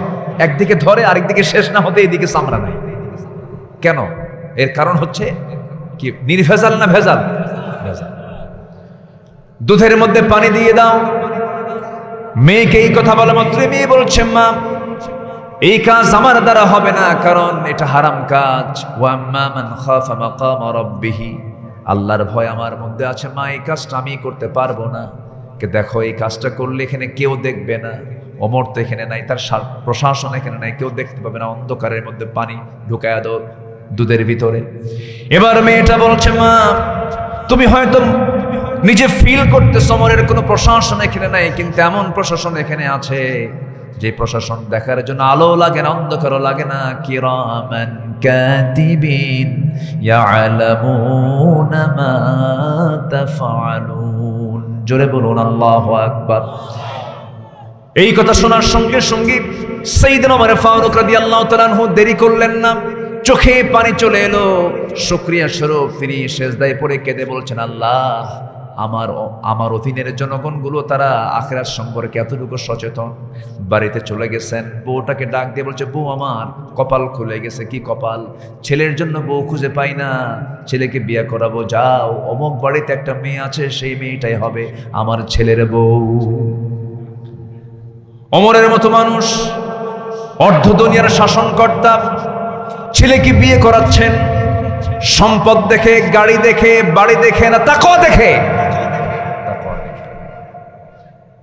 ছেলের আমেরিকায় বাড়ি আছে কিনা, সিটিজেনশিপ আছে কিনা, ইউরোপে তার সফর আছে কিনা, কত লক্ষ টাকা ক্যাশ আছে, মঙ্গল গ্রহে অফিস আছে নাকি, এত কিছু দেখতে গিয়ে ইমান লাগে না, সব বিক্রি হয়ে যায়, ধ্বংস হয়ে যায়। ওমর ফারুকের মতো মানুষ একজন শাসনকর্তার চেয়ারে বসে নিজের ছেলেকে বিয়ে করালেন দুধ বিক্রেতার মেয়ের সাথে। জোরে বল সুবহানাল্লাহ। ইন্না আকরামাকুম ইনদাল্লাহি আতকাকুম। তার আমলে, তার শাসন আমলে আরেকটা ঘটনা মনে পড়লো। একজন দুধ হাদিয়া স্বরূপ নিয়ে আসছে। তো দুধ দিয়ে যেরকম সেমাই বানায়, এদিকে আরো কি বানায় বলেন আপনার এলাকায়? কি বানায়? পায়েস টায়েস বানায়। এরকম জাতীয় একটা খাবার, উন্নত মানের একটা খাবার নিয়ে চলে আসছে। বললেন যে আপনি আপনার জন্য আমি গরিব মানুষ হাদিয়া স্বরূপ নিয়ে আসছি, গরিবের খাবার। ভাবলেন যে এত কষ্ট করে আনছে, উনি খাইলেন। খাওয়ার পরে বলেন তুমি দুধটা পাইছো কোথায়? যখন বলছেন দুধটা পাইছো কোথায়, তখন বলে ফেলছে এটা আমার রাষ্ট্রীয় তহবিল থেকে আমাকে দেওয়া হয়, আমি গরিব মানুষ। উনি ভাবলেন সেই দুধ আবার আমি খাইলাম, এটা কেমন কথা? ওই গরিব লোকটা বলতেছে আমিরুল মুমিনিন, আমি আপনাকে মহব্বত করে দিচ্ছি, এটা তো আমি এটার মালিক হয়ে গেছি, এরপর আমি আপনাকে দিয়েছি, আপনার কোনো সমস্যা নাই। সমস্যা নাইও, কিন্তু তিনি করলেন কি? তিনি ভাবলেন আমার যদি এই মুহূর্তে মৃত্যু হয়, আল্লাহ যদি আমাকে প্রশ্ন করেন গরিবের হক, গরিবের খাবার তোর পেটে কেন? মুখের মধ্যে নখ ঢুকায় দিলেন, জোর করে সেই খাবার বের করে পেটটাকে তিনি ফাঁকা করে দিলেন। কার ভয়? আসতে বলবেন না, কার ভয়?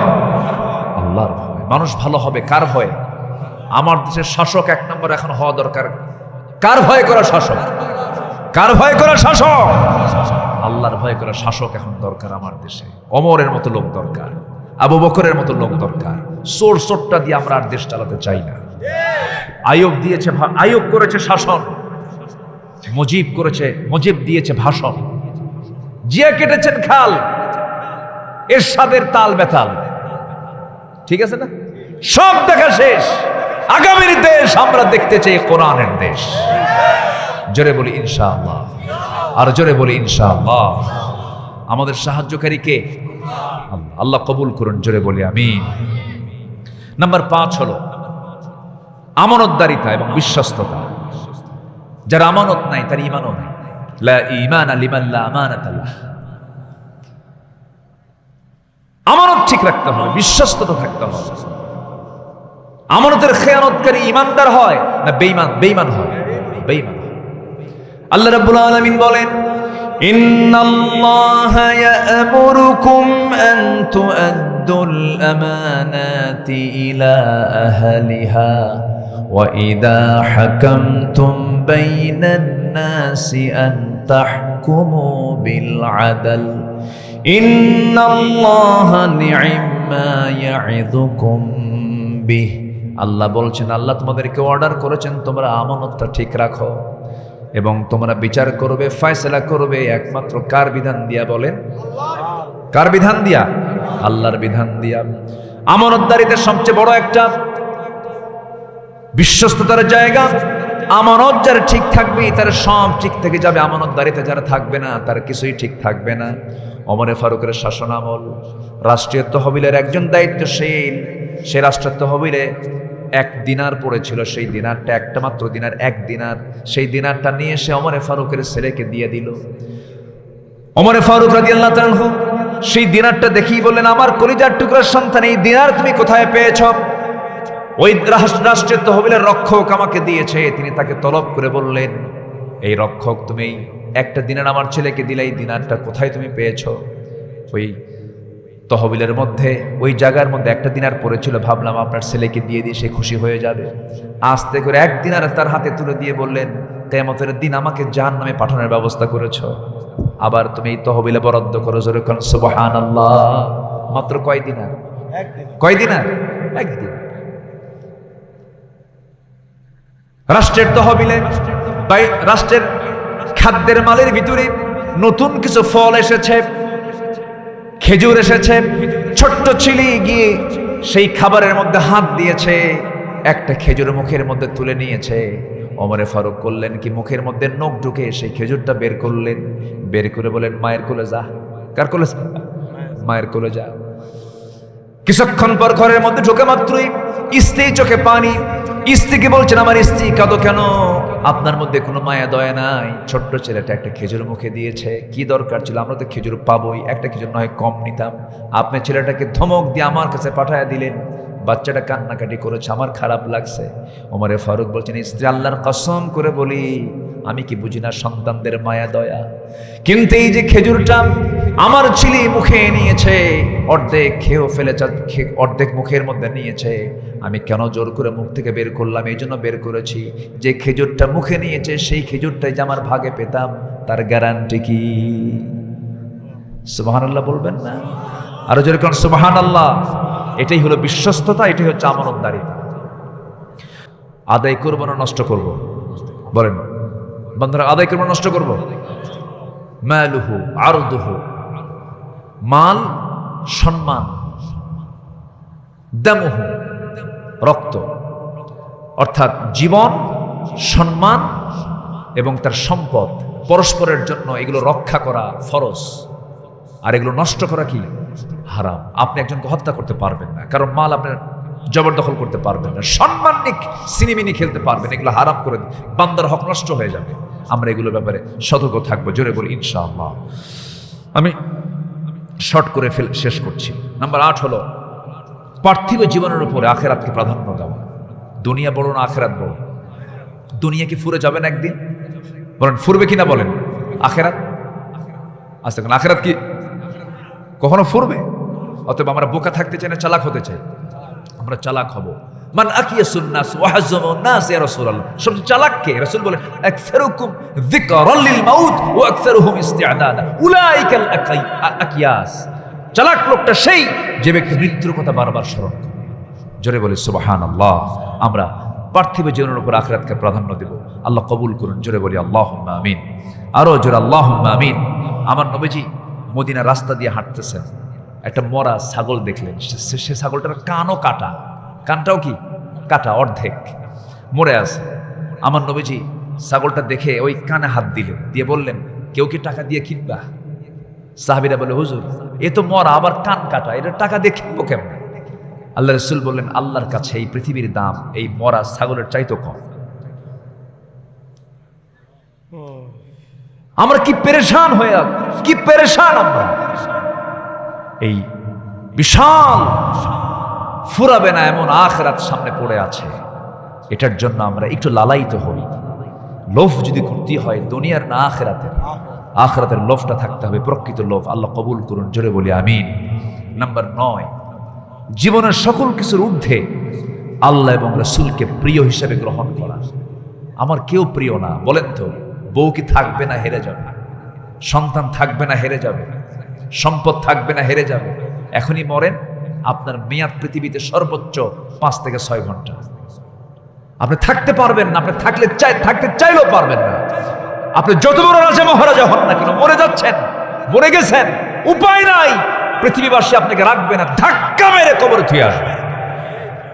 কেউ প্রিয় না, কেউ প্রিয় না, সব আপনার দূর হয়ে যাবে, পর হয়ে যাবে। আপন যিনি ছিলেন, আছেন, থাকবেন, তিনি আমার কে? আল্লাহ। সে আল্লাহকে আমরা প্রিয় ভাববো, জোরে বলি ইনশাআল্লাহ। আল্লাহ রাব্বুল আলামিন বলেন, قل إن كان آباؤكم وأبناؤكم وإخوانكم وأزواجكم وعشيرتكم وأموال اقترفتموها وتجارة تخشون كسادها ومساكن ترضونها أحب إليكم من الله ورسوله وجهاد في سبيله فتربصوا حتى يأتي الله بأمره والله لا يهدي القوم الفاسقين জোরে বলুন আল্লাহু আকবার। আল্লাহ পাক 8টা জিনিসের উপরে আল্লাহ এবং রাসূলকে প্রাধান্য দিলেন, তাকে ভালোবাসতে বললেন, তাদের দুজনকে বেশি মহব্বত করতে বললেন। হে রাসূল, আপনি জানায় দেন বাপ, এরপরে সন্তানাদি, ভাই, এরপরে হলো তোমাদের গোত্র, তোমাদের সম্পদ, তোমাদের আকর্ষণীয় ঘর বাড়ি, তোমাদের পছন্দনীয় এই সমস্ত জিনিসের চাইতে বেশি মহব্বতের হতে হবে একমাত্র তিনি, এক নাম্বারকে সকল কিছুর চাইতে বেশি প্রিয় বানাতে হবে। আল্লাহ পাক এটা জানায় দেয়। এটাই হচ্ছে দ্বীনের মজা, এটা হচ্ছে ঈমানের মজা। আল্লাহ যেন এই মহাব্বতটা সবার দিলে লালন করার তৌফিক দান করেন, জোরে বলি আল্লাহুম্মা আমিন। নাম্বার 10 হচ্ছে ওয়া জিহাদিন ফি সাবিলিহি, আল্লাহর পথে জিহাদ করাকে বেশি প্রিয় যার মনে না হবে, ওই ঘর বাড়ি, ব্যবসা বাণিজ্য, বাপ, ভাই, সন্তানাদি, এর চাইতে যদি জিহাদ বেশি প্রিয় না মনে হয়, আল্লাহ এবার ধমক মেরে বলছেন, অপেক্ষা করো আমার নির্দেশ না আসা পর্যন্ত। ফাতারাব্বাসু হাত্তা ইয়াতি আল্লাহু বিআমরি। আল্লাহ পাক এখানে একটা মেজাজ খাটিয়ে কথা বলেছেন। সম্মানিত ভাইয়ের, অনেক প্রেক্ষাপট ছিল, সময়ও নাই, অনেক রাত হয়ে যাচ্ছে। 3জন সাহাবী যুদ্ধে যেতে পারেন নাই। ওয়ালা সালাসাতিল্লাযীনা খুল্লিফু, সূরা তাওবার মধ্যে এসেছে, যেতে পারেন নাই, অ্যাবিলিটি ছিল, গরিমসি করেছেন। সেই বিশাল তাবুক অভিযানের ঘটনা এটা। 30,000 সৈন্য নিয়ে রাসূল চলে গেছেন, যুদ্ধ হয়ও নাই, ফিরে এসেছেন রাসূল বিনা যুদ্ধে। সেই রোমানদের সঙ্গে যুদ্ধ হলো না, ফিরে আসলেন। ফিরে আসার পর কাব বিন মালিকই তো, হ্যাঁ, কাব বিন মালিক রাদিয়াল্লাহু তাআলা আনহু, তিনি এসে, লম্বা হাদিস, বুখারীর হাদিস, এসে বলছেন, হুজুর একটা কথা বলবো কি, যুদ্ধে যাই নাই কেন? এমনি যাই নাই। কেন এমনি যাও নাই? হুজুর গড়িমসি করেছে, যেতে পারতাম, যাবো বলি যাওয়া হয় না। আমার রাসূল বললেন, তাই যাও, চলে যাও, পাঠায় দিলেন। পাঠায় দেওয়ার পর এবং বললেন, আর কি যাও নাই বলো তো? বললেন, হেলাল বিন উমাইয়া যায় নাই। আর কে? মুরারা বিন রাবিয়া যায় নাই। আর কে? হুজুর জানা নাই। 3জন রাসূল চিহ্নিত করলেন এবং নোটিশে জারি একদম হ্যাঙ্গিং করে দিলেন, এই 3জন ব্যক্তির সঙ্গে মদিনার কোন সাহাবী কথাবার্তা, লেনদেন সবকিছু বন্ধ হয়ে গেছে, বন্ধ করে ফেলবে, কেউ কোনো কথা বলবে না। কারণ হ্যাঁ, সালাম কালামও বন্ধ, যেতে পারবে না, কথাবার্তা বলবো না, লেনদেন, সালাম কালাম সবকিছু বন্ধ। আচ্ছা বলেন তো, এই 3জন সাহাবী, কাব বিন মালিক সহ আরো 2জন সাহাবী, তাদের কি নামাজের কোনো অভাব ছিল? আসতে কয়, নামাজকে অভাব ছিল? জিকির আজকারের অভাব ছিল? নবীর মুহাব্বতের কোনো অভাব ছিল? শুধু কি করেছেন? ও জিহাদিন ফি সাবিলি, আল্লাহর পথে জিহাদে যেতে একটু গড়িমসি করেছেন। বাস, আল্লাহ পাক রাসূলকে দিয়ে একদম চরমভাবে আটকায় ফেললেন। এমন আটকানো, এমন মহা বিপদে পড়লেন, 3জন সাহাবীর কাছে মনে হলো গোটা পৃথিবী এর চাইতে ছোট জায়গার নাই। কারো ঘুম হয় না। হেলাল বিন উমাইয়ার বয়স 75-70 ঊর্ধ্ব সাহাবী, বুড়া মানুষ, নিজে দড়ি নিয়ে এসে মদিনার মসজিদের সামনে, মসজিদ নববীর সামনে একটা কি বলে, পিলারের সাথে দড়ি বান্ধায়া নিজের হাতে স্বেচ্ছায় 2 হাত বেঁধে বললেন, হেলাল, তোর চাইতে দুর্বল মানুষ পৃথিবীতে আর নাই, অপরাধী মানুষ পৃথিবীতে নেই, যার বিরুদ্ধে রাসূল বয়কটের ডাক দেয়। সালাম দেন, কোন সাহাবী উত্তর নেয় না। উত্তর নেওয়া যাবে না, যে রাসূল মানা করে দিয়েছে, উত্তরও নাই। 40 দিনের মতো পার হয়ে গেল, আমার নবীজির কাছে কোনো ওহী নাযিল হয় না। ওইদিকে কাব বিন মালিক দরজায় গিয়ে ডাক দিচ্ছেন, দরজার কাছে এসে ভিতর থেকে প্রশ্ন করছেন, আমার স্বামী আমি দরজা খুলবো, শর্ত হলো দরজা এই দিক দিয়ে খুলে পিছনের দরজাটা বের হয়ে যাব, কারণ যে ব্যক্তিকে রাসূল বয়কট করেছেন আমি তার স্ত্রী হলো, আমি তাকে বয়কট করলাম। এটাই হলো ইসলাম। 10 বছর 11 বছরের ছোট্ট ছোট্ট বাচ্চার সামনে কাব বিন মালিক ডাক দিচ্ছেন, আমার কলিজার টুকরা সন্তান এদিকে আয়। সন্তানগুলো বলে, না না যাব না। কেন? রাসূল বয়কট করেছেন, তোমার সঙ্গে কথা নাই। সবকিছু হবে কার জন্য? আসতে বলবেন না কার জন্য? আল্লাহর পক্ষ থেকে আয়াত নাযিল হলো, আমার নবীজি বলছেন, ওমর তাড়াতাড়ি আমার কাবকে ডেকে নিয়ে আসো। ওয়ালা সালাসাতিল্লাযীনা খুল্লিফু, ওই 3 জনকে রাসূল সামনে ডেকে আনলেন। কাব বিন মালিককে জড়িয়ে ধরলেন, বলেন, কাব আমি তোরে না মাফ করলেও মাফ করনেওয়ালা আল্লাহ পাক তোকে মাফ করে দিয়েছে। এই জায়গায় শিক্ষা আছে না নাই বলেন? সেই শিক্ষাটা হলো কখনো জিহাদকে অবহেলা করার কোনো সুযোগ নাই। আল্লাহ কবুল করুন, জোরে বলি আমিন।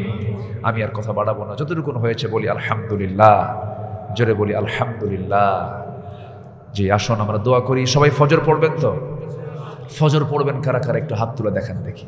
জোরে বলি, ইয়া আল্লাহ আমাদেরকে ফজর, জোহর, আসর, মাগরিব, এশা 5 ওয়াক্ত সালাত আদায় করার তৌফিক তুমি আল্লাহ দিয়া দাও। জোরে বলি আমিন, আরো জোরে আমিন, আরো জোরে আমিন। আসুন আমরা এখন